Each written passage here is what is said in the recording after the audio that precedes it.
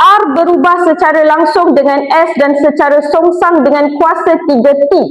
So dekat sini ada ubahan langsung dengan ubahan songsang. Maksudnya ini adalah ubahan bergabung. Dia nak kita cari nilai M. Nilai M ni sebenarnya adalah mewakili pemboleh ubah S.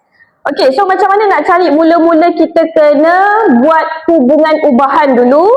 Kita tulis R berubah secara langsung dengan S dan secara songsang. Secara songsang kita buat per per dengan kuasa 3T, T kuasa 3. Lepas tu kita buat bentuk persamaan. Okey, kita tukar alfa ni, kita tukar jadi sama dengan K, bawa turun R, bawa turun S dan T kuasa 3. So jadilah bentuk persamaan.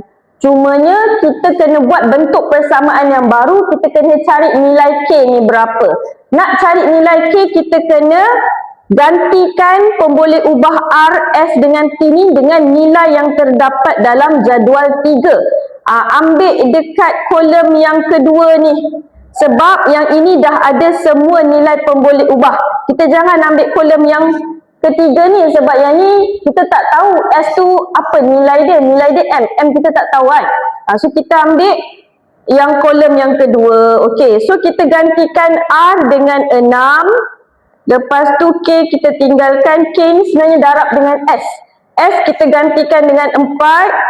Per dengan T kita gantikan dengan 2. 2 kuasa 3. 2 kuasa 3 adalah 8. 2 kuasa 3 ni kita pindah pergi ke kanan. So 8 darab 6 jadi 48. Sama dengan K darab dengan 4. So kita pindahkan 4 ke kiri jadi bahagi. K sama dengan 48 bahagi 4. So K bersamaan 12. Bila kita dah dapat K, kita ambil balik bentuk persamaan ni. Kita tulis balik R sama dengan KS per T kuasa 3. Kita padam K ni. K ni kita padam, kita gantikan dengan 12 yang kita dapat tadi. So dapatlah bentuk persamaan yang baru. Tapi dia nak kita cari nilai M. So kita gantikan pemboleh ubah R, S dengan T ni. Kita gantikan dengan nilai yang terdapat dekat kolom yang ketiga ni. Okey. So kita gantikan R dengan 3. Lepas tu 12 darab dengan S. S kita gantikan dengan M.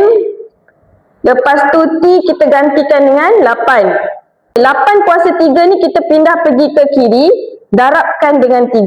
Dapat 1536. Samakan dengan 12 darab M.